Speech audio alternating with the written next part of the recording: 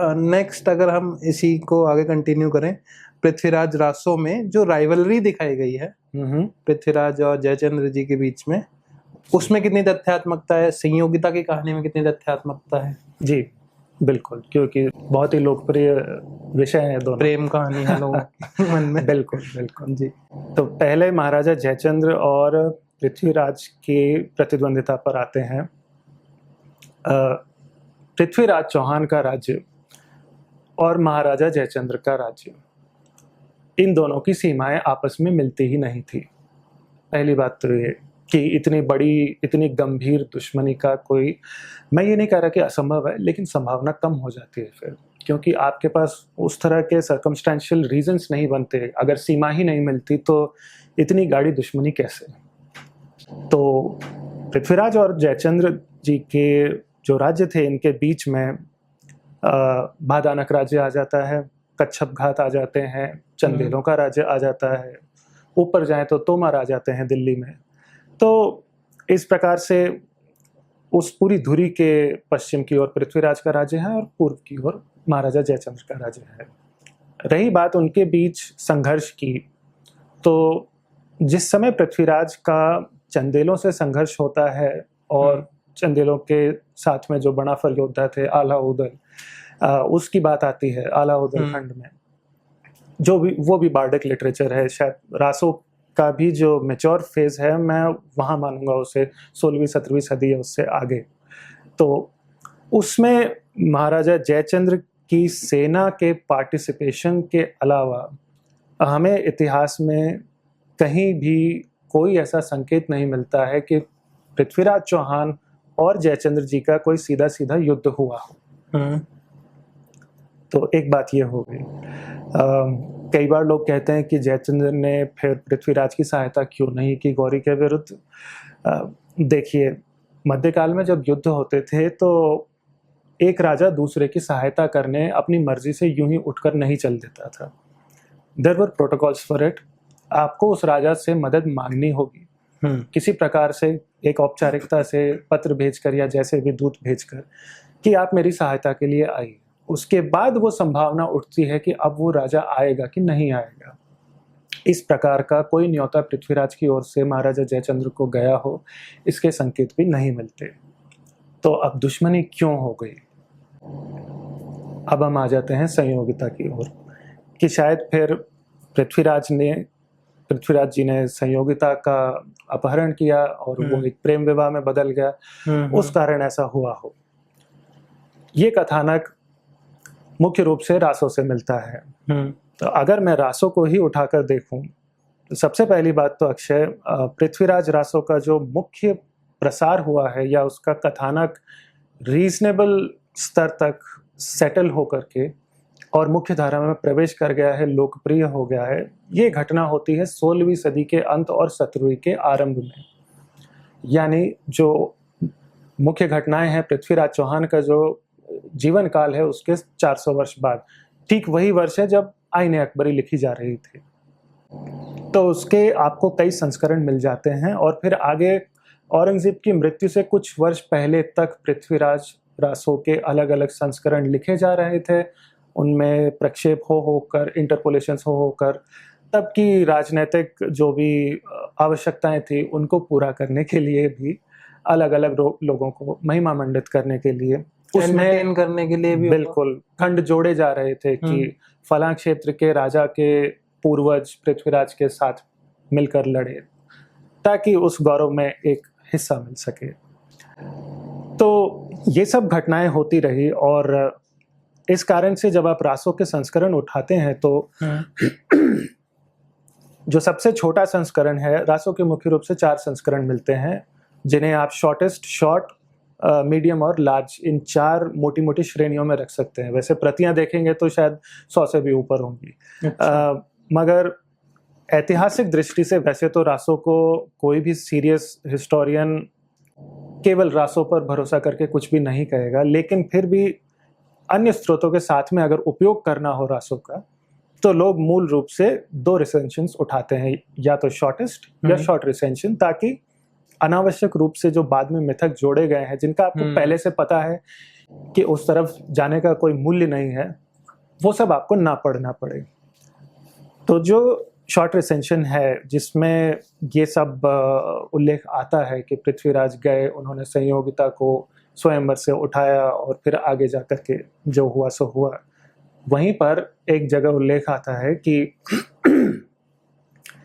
महाराजा जयचंद्र ने राजा पृथ्वीराज और संयोगिता के विवाह के लिए दहेज और औपचारिक रूप से जो भी आपका शगुन वगैरह होता है वो भिजवाया।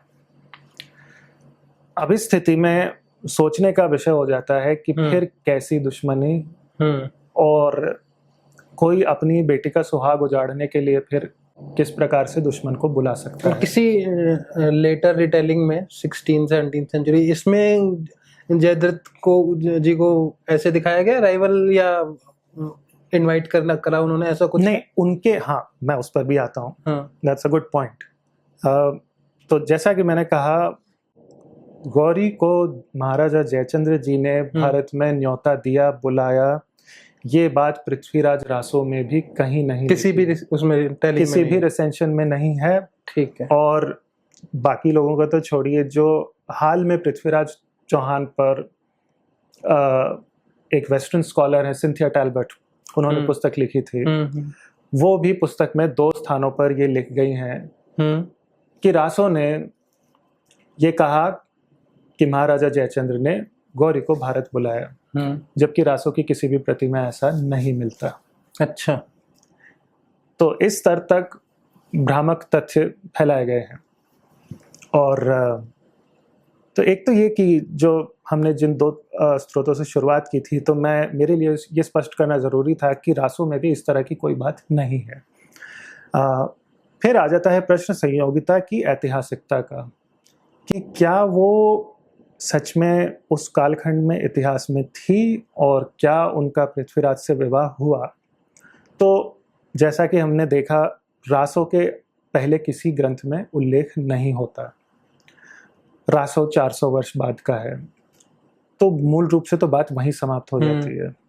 लेकिन इस दौरान क्या हुआ, 20वीं सदी में जो कुछ दिग्गज इतिहासकार थे, जैसे पंडित दशरथ शर्मा थे, श्री SR बेलवेंकर, उन्हें पृथ्वीराज विजय में एक कुछ श्लोक आते हैं वहाँ पर, जहाँ जब पृथ्वीराज चौहान एक आर्ट गैलरी अपने महल में देख रहे होते हैं, तो एक अप्सरा का चित्र देखकर उन्हें आसक्ति हो जाती है, तो वो पूछताछ करते हैं कि ये कौन है।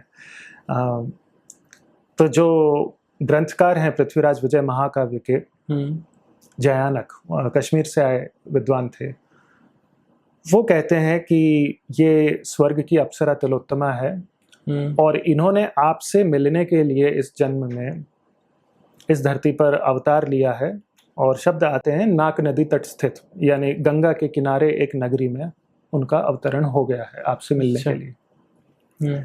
उसे लेकर दशरथ शर्मा और श्री बेलवेंकर को लगा कि ये अवश्य संयोगिता है, क्योंकि रासो ने भी कहा है कि संयोगिता जो थे वो शायद वहाँ रंभा अप्सरा के रूप में रंभा का नाम लिया गया है रासो में। तो इस प्रकार की वो रंभा थी और अवतार लेकर के पृथ्वीराज से उनका मिलन हुआ। तो उन्होंने कड़िया जोड़ी कि ये इस प्रकार से हो सकता है। समस्या ये है कि जब ये सब बातें पृथ्वीराज विजय में हो रही है, ये है 1178 ईस्वी का समय, कंटेम्परेरी राइटिंग है बिल्कुल। 1178 ईस्वी का समय है जब पृथ्वीराज अपने पैलेस में वो आर्ट गैलरी देख रहे हैं, उन्हें आसक्ति होती है और कवि उन्हें कहता है कि महाराज वो आ गई हैं आपसे मिलने के लिए, उनका अवतरण हो गया है। और हम ये मानकर चल रहे हैं कि वैसे तो पृथ्वीराज विजय अधूरा मिला है, लेकिन जितना भी अर्थ निकलता है उससे अंदाज़ा ये लगाया जा रहा है कि गंगा किनारे है तो काशी नरेश जयचंद्र की पुत्री संयोगिता होंगी। ठीक है, 1178 में ये सब बात हो रही है। अब आप आ जाइए, जो मुख्य धारा का हमारा कथानक है उसमें क्या सुनने को मिलता है। तराइन की पहली लड़ाई होती है, पृथ्वीराज चौहान जीत जाते हैं। तराइन की दूसरी लड़ाई से ठीक पहले जो बीच का अंतराल है, उस दौरान उनकी संयोगिता से भेंट होती है, वो उन्हें लेकर आते हैं, प्रेम विवाह होता है और कहा जाता है कि क्योंकि संयोगिता से उनमें उनका मन कुछ ज़्यादा लग गया, राजकाज से मन उचट गया, उस कारण से तराइन की दूसरी लड़ाई में हार हो गई। दोनों कथानकों के बीच में आप जानते ही होंगे तराइन की दोनों लड़ाइयाँ जो थी 1190 के दशक में आती है शुरुआत में, और ये जो बात हो रही है कि तिलोत्तमा का अवतार हो गया है पृथ्वीराज विजय महाकाव्य में जो लिखा जा रहा है, ये 1178 ईस्वी की बात है। दोनों के बीच में 13 वर्षों का अंतर है। अगर आपको सारी बात बताई जा चुकी है, पहचान स्पष्ट की जा चुकी है 1178 ईस्वी में, तो फिर उस कथानक से आप इसे कैसे जोड़ेंगे कि 13 वर्षों के बाद में आप जाकर मिल रहे हैं, बात कर रहे हैं, पूरा अफेयर हो रहा है, लड़ाई के बीच में पूरा अफेयर हो रहा है, आप भगा के ला रहे हैं और वो सब चीजें हो रही है। तो दोनों बातों में अपने बुक में कहीं बताया भी है ना कि उस टाइम किसी एक फोर्ट की सीज भी चल रही थी। जी बिल्कुल बिल्कुल। सरहिंद के किले पर पृथ्वीराज चौहान की सेना जो थी वो घेरा डाले बैठी थी, क्योंकि किले के अंदर शहाबुद्दीन गौरी के छोड़े हुए 1200 तुर्क गैरिसन जो थी वो वहाँ पर स्टेशन थी और उन्हें वहाँ से हटाना आवश्यक था। तो कई महीनों तक वो सीज जारी थी। तो मैं ये तो नहीं कह सकता कि पृथ्वीराज चौहान निजी रूप से वहाँ इतने महीनों तक रहेंगे, वो अपना राज्य संभालने वापस चले गए होंगे, लेकिन स्थितियाँ ऐसी नहीं है कि आप उसमें निश्चिंत होकर इस प्रकार के क्रियाकलाप में जाएंगे कि पीछे कन्नौज की ओर जाना और इस तरह से भगा करके लाना, जिसमें आपकी सेना के कई अधिकारी वीरगति को प्राप्त हो जाएं। तो ये सब तर्कसंगत नहीं लगता।